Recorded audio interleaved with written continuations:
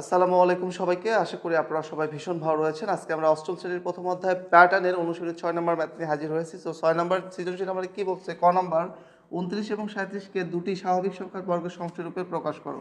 So এর আমরা একটা শর্টকাট জানি, সেই শর্টকাটটাকে আমরা অ্যাপ্লাই করব। আসেন দেখি। প্রথমে আমরা চলে যাব কোথায়? ক্যালকুলেটারে। প্রথমে আমরা তুলব কত? ২৯ মাইনাস 1 এর উপর স্কয়ার কত আসে? ২৮ আছে। ২৮ পূর্ণবর্গ সংখ্যা নয়। তারপর দিলাম 2 এর উপর স্কয়ার 25 আসছে। 25 পূর্ণবর্গ সংখ্যা। তাহলে আমি কি লিখতে পারি 29 এর এখানে? 2 এর উপর স্কয়ার 4 যোগ 25। 4 এর জায়গায় আমি কি লিখবো? 2 এর উপর স্কয়ার, 25 এর জায়গায় আমি লিখবো কি? 5 এর উপর স্কয়ার। সো এই হলো বেসিক্যালি আমার 29 কে দুটি সংখ্যার বর্গের সমষ্টিরূপে প্রকাশ করতে সক্ষম হয়েছি। এরপর কত? 37। আসো এবার 37 কে তুলবো। সো এই হলো 37 মাইনাস 37 - 1 এর উপর স্কয়ার কত আসে? 36। তো 36ও পূর্ণবর্গ সংখ্যা, তাহলে 1 যোগ 36। এবার 1 এর জায়গায় লিখলাম 1 এর উপর স্কয়ার, 36 এর জায়গায় লিখলাম 6 এর উপর স্কয়ার। সো এই হলো বেসিক্যালি আমার কত? ক নাম্বার ম্যাথ। আশা করি ক্লিয়ার। এবার আমরা চলে যাব কোথায়? খ নম্বর ম্যাথে। খ নম্বর ম্যাথ আমার কি বলছে? দেখো, তালিকার পরবর্তী 4টি সংখ্যা নির্ণয় করতে বলছে। সো আগে আমি তালিকার প্যাটার্ন খুঁজে বার করব। দেখো, 13 আর 5-এর মাঝে ব্যবধান হলো 8, 21 আর 13-র মাঝে ব্যবধান 8, 29 আর 21-এর মাঝে ব্যবধান 8, 37 আর 38-এর মাঝে ব্যবধান হলো 8। তাহলে আমি কি করব? এখানে 8 গুণন 1, তাই না? 8 গুণন 1, এখানে কত লিখবো? 8 গুণন 2, এখানে কত হবে? 8 গুণন 3, এখানে কত হবে? 8 গুণন 4, এখানে কত লিখবো? 8 গুণন 5।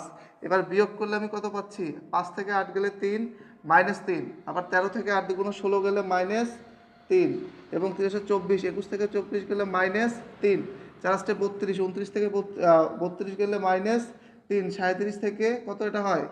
5 40। সো 37 থেকে 40 গেলে -3, তা প্রতিবার কত আসতেছে? -3। তাহলে আমার বীজগণিতীয় রাশিটি কি হবে? বীজগণিতীয় রাশি হবে 8 ক -3, মানে কতম পদের জন্য। ঠিক আছে? কতম পদের জন্য আমার বীজগণিতীয় রাশি কি হবে? এটা কার জন্য? ক তম পদের সংখ্যা, বা কতম পদের সংখ্যা হবে এরকম 8 ক -3। তাহলে ষষ্ঠ পদের কত হবে?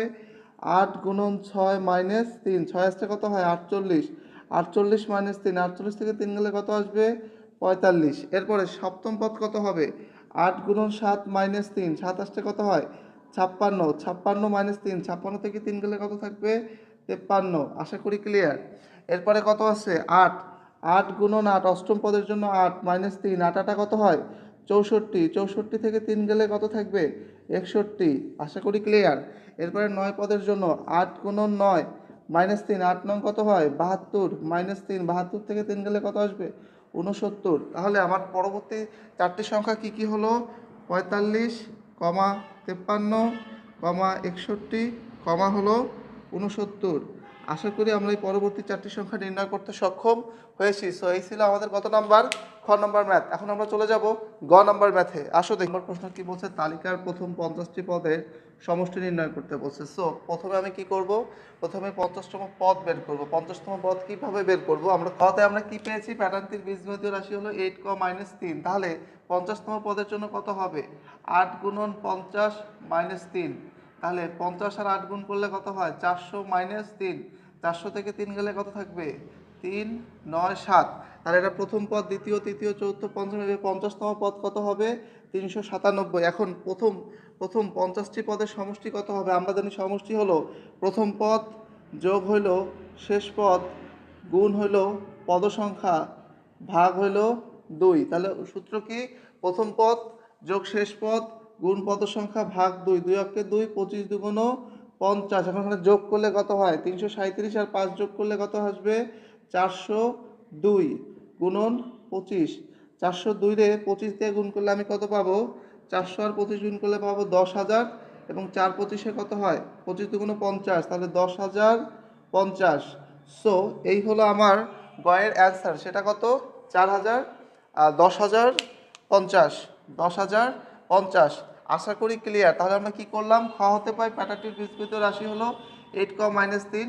50তম পদ হবে 8 গুণন 50 -3, 5 8 40, 400 -3 বিয়োগ করলে কই 50তম পদ আমি পাইলাম। এরপরে প্রথম 50টি পদের সমষ্টি কি? প্রথম পদ যোগ শেষ পদ গুণন পদ সংখ্যা ভাগ হলো 2। যেহেতু 50টি পদ, তাহলে আমার পদ সংখ্যা এখানে কত? 50, সেজন্য আমি এখানে 50 দ্বিগুণ করছি, আর 2 এটা কিসের সূত্রের। এরপর জাস্ট আমি সিম্পল ক্যালকুলেশন করছি। সো এই ছিল বেসিক্যালি আমাদের আজকে 6 নম্বর ম্যাথ। দেখা হচ্ছে নেক্সট ক্লাসে, সে পর্যন্ত সুস্থ থাকবেন, সুন্দর থাকবেন, আল্লাহ হাফেজ।